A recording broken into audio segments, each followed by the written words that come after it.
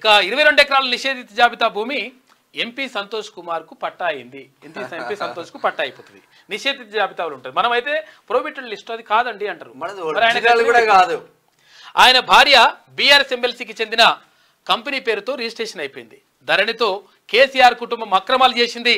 కేటీఆర్ కార్యాలయంలో ప్రత్యేక వ్యవస్థ. ఆయన ఆప్తులకే నిర్వహణ బాధ్యతలు.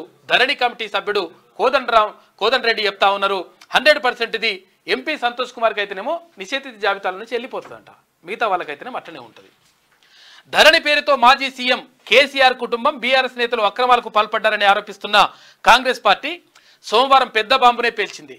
కేసీఆర్కు అన్ని వేళలా వెన్నంటి ఉండే ఆయన బంధువు బీఆర్ఎస్ రాజ్యసభ సభ్యుడు జోగినిపల్లి సంతోష్ కుమార్ ధరణిని ఆసరాగా చేసుకుని 22 ఎకరాల నిషేధిత భూమిని రిజిస్ట్రేషన్ చేసుకున్నాడని కాంగ్రెస్ నేత ధరణి కమిటీ సభ్యుడు కోదండ రెడ్డి ఆరోపించారు. గ్రామంలోని అందరి భూములు నిషేధిత జాబితాలో ఉండగా సంతోష్ ఒక్కడి భూమి మాత్రమే రిజిస్ట్రేషన్ అయ్యిందని తెలిపారు. ఈ మేరకు సోమవారం సచివాలయంలో ధరణి కమిటీ మరో సభ్యుడు సునీల్తో కలిసి ఆయన విలేకరుల సమావేశంలో మాట్లాడారు.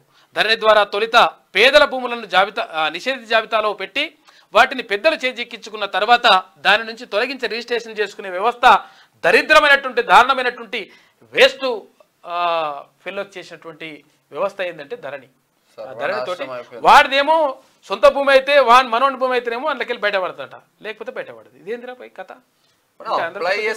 రిజెక్ట్ ధరణి స్పెషల్ డ్రైవ్ మరో వారం రోజులు పొడిగింపు. ఇది ఇట్లా ఉంటే